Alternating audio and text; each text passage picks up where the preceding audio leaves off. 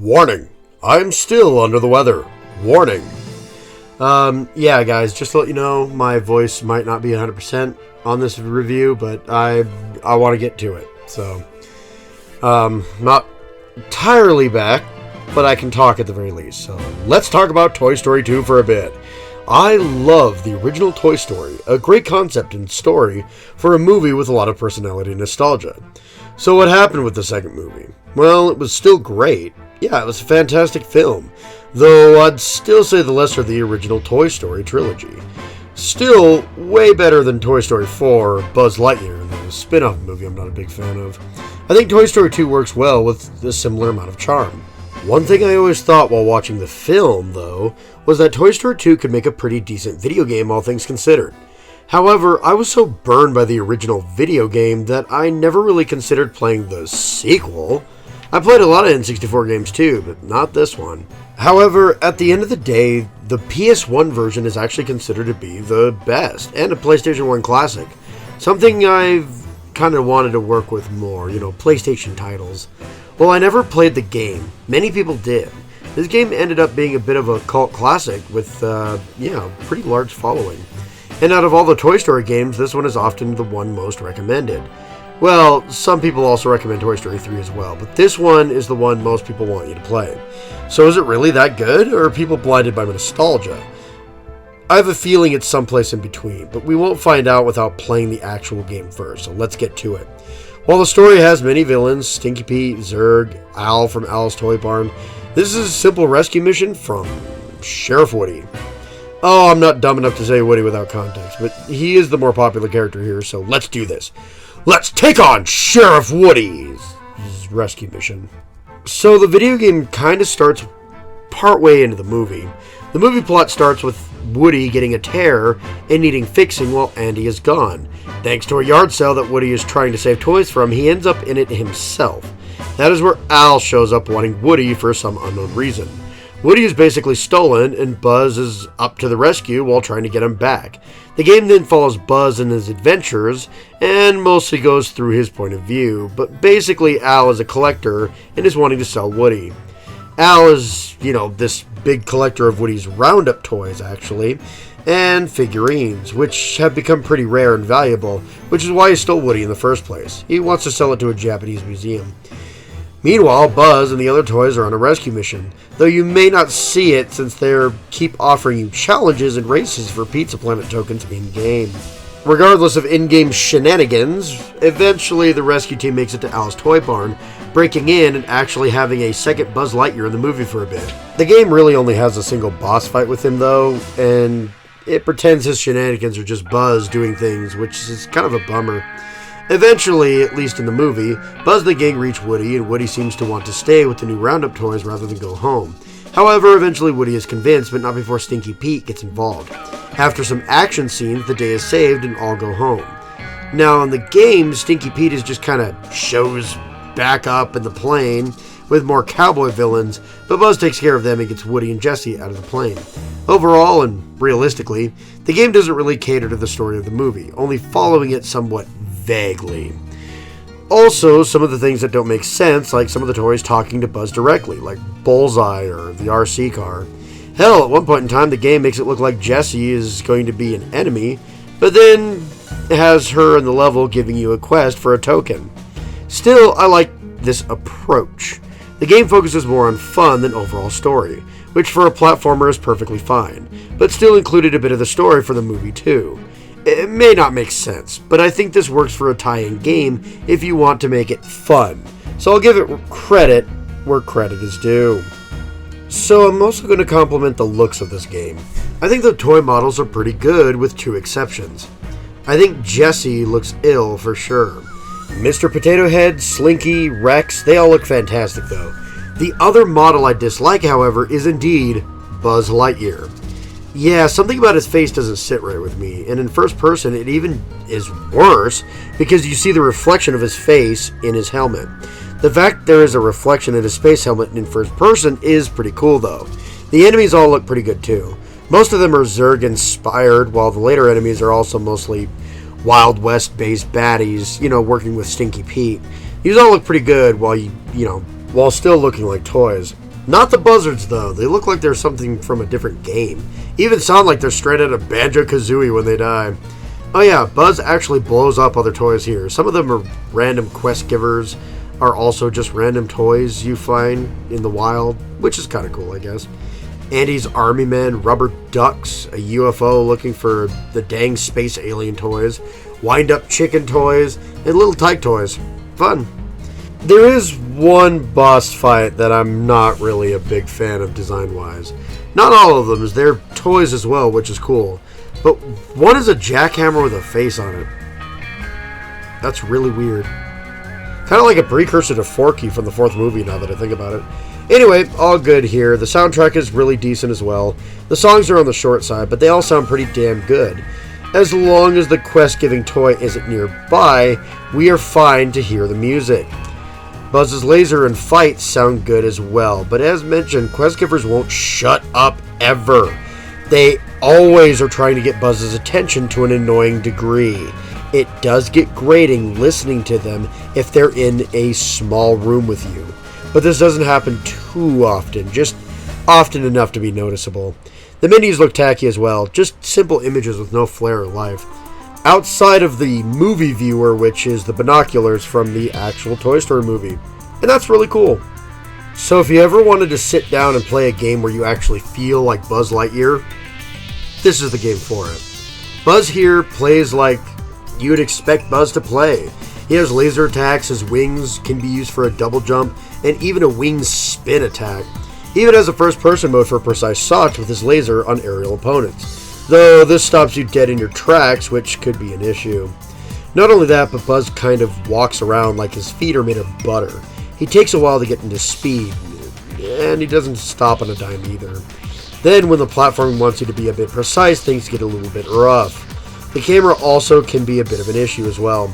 Don't get me wrong, the camera does mostly work, but it snaps back behind Buzz almost all the time, which can cause some issues in certain areas.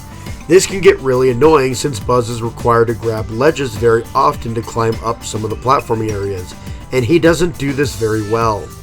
Yeah, you have to be facing a platform perfectly to get Buzz to actually grab the damn platform. This can lead to some issues on some of the trickier segments. Sadly, while Buzz can do a lot, the gameplay has a lot of issues that rears up at least once per level, somewhere anyway, and that's just basic controls.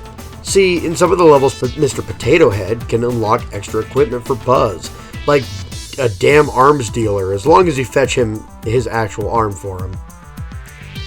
Yeah, that was a weird sentence. None of these are, the belt from the actual movie, which is a missed opportunity in my opinion, but they all have some advantage, but they're all a bit awkward to control too. The jet boots are incredibly difficult to control, the grappling hook is slow to move, the barrier makes you run more like you're on butter, lovely. Then there's the homing discs, easily the best upgrade actually. Then there's the hover boots, which, wait, this literally could have been the belt from the damn movie. Ugh. Anyway, the boots are just weird once you realize how they work. They aren't bad. Still, most of these upgrades are a pain to actually use. Luckily, the ones in charge of level design seem to have known about these issues rather well. The open levels are mostly really enjoyable to explore and play in. See, there are no bottomless pits, and even some of the more climb-heavy levels have shortcuts that you can activate when you get a fair enough amount. This is actually really good.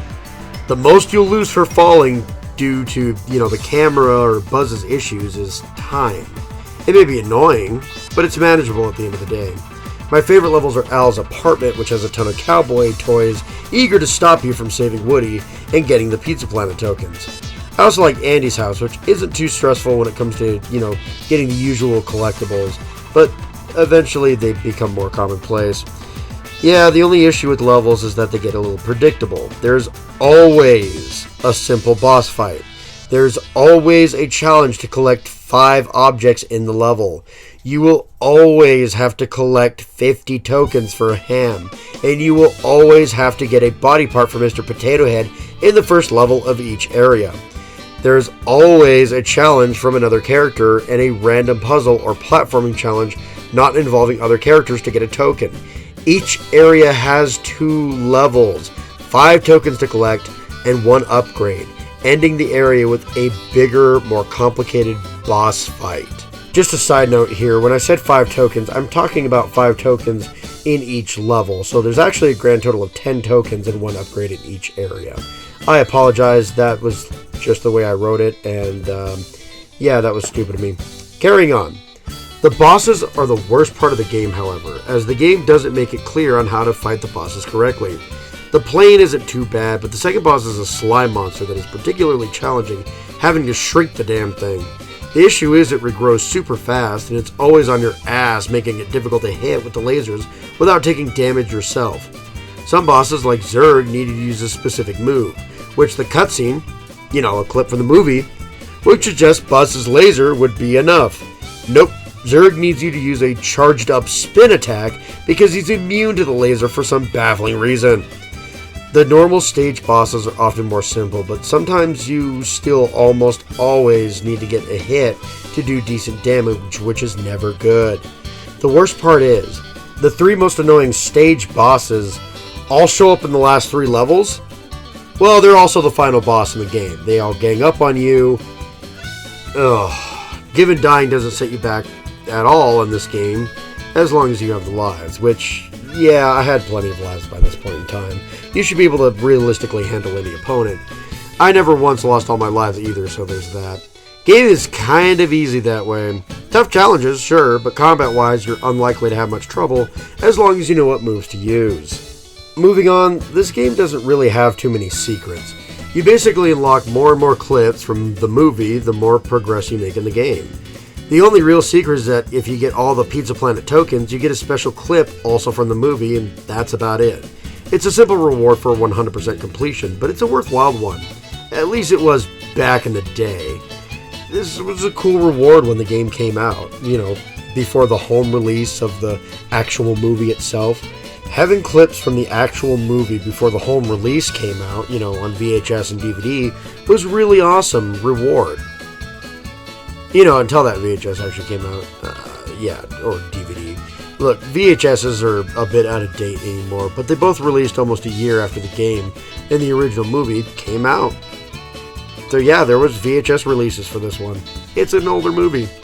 Having clips from the movie before the movie came out, though, that's a really cool reward for movie-based games. It's a bit obsolete. Now, yeah, sure, but, you know, back in the day, that was cool.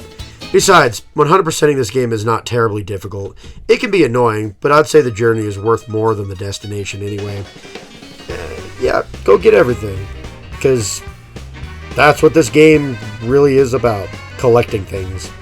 Alright, before I wrap this review up, let's shift gears and talk about the Game Boy Color version of this game, which may as well be a completely different game. Unlike the console game, the Game Boy version is a side-scrolling platformer, which tries to stick with the collect-a-thon theme the console version has. To sum it up, the game doesn't work at all.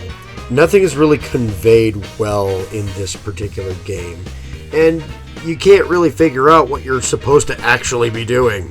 I got lucky figuring out the first level after a while. I blew through the second level well enough, but the third I couldn't figure it out at all. Not only that, but Ham and Rex seem to attack me, and that's just a cardinal sin in general. You actually have to laser Rex to stop him from damaging you, making him a regular enemy in the game. Now, the game manual does say he's just scared, but why does a laser attack, you know, which kills other enemies, calm him down? Nah, he's a straight up villain now. Either way, this game is just bad. Buzz sucks to control, figuring out how to progress the levels suck, level design sucks, because you can't seem to avoid taking hits. Maybe the game does improve after level 3, but I'm not patient enough to go into depth with this version. If you want to see another review that goes more in-depth to the Game Boy Color version, try another YouTuber, but my patience was blown quick. Well, the Game Boy Color version is definitely a bust, but the console game is actually really fun, which I was kind of surprised about. Kind of. I did hear the game was pretty decent, which is why I really wanted to give this game a shot, but I was still surprised at how good the game actually is. I'd say it's great, a solid 8 out of 10. Though if you thought I was going to give it a 7 out of 10, I'd say, yeah, I wouldn't blame you. The game is good, but again, based on how more or less forgiving I am, I'm not doing a 7.5. I bumped it up to 8. Deal with it. Either way, I do recommend this game if you're looking for a collectathon platformer and happen to like Toy Story 2. This works really well. Sure, the charm is lacking, the gameplay is annoying at times, but the fun, for most of the time, is there. The game was charming in many places. The level design is really solid, the story is weird how they handled it, but it works well. Finding clips in the movie hasn't aged well, but it was cool back in the day. Yeah, I wouldn't say the game is better than, say, Mario 64, A Hat in Time, or even Banjo-Kazooie, but it's still a straightforward but fun time overall. If you have a PlayStation 5 and subscribe to their online subscription they have, then by all means, try this one out. If you don't, I don't think bootlegging it would be super bad here. Oh yeah, I'm walking away recommending this one. But eventually, I'll probably end up reviewing Toy Story 3 at some point in time or another. However, a particular Sega Genesis add-on is calling my name, and that will be the next review. But until then, guys, hit the like, subscribe, comment. I do apologize for being a bit under the weather still. My voice is mostly back, but it's not 100% back. So I apologize if I sound like utter hell. Until then, take care, my minions. Bye-bye. I can't do the laugh. I'm sorry.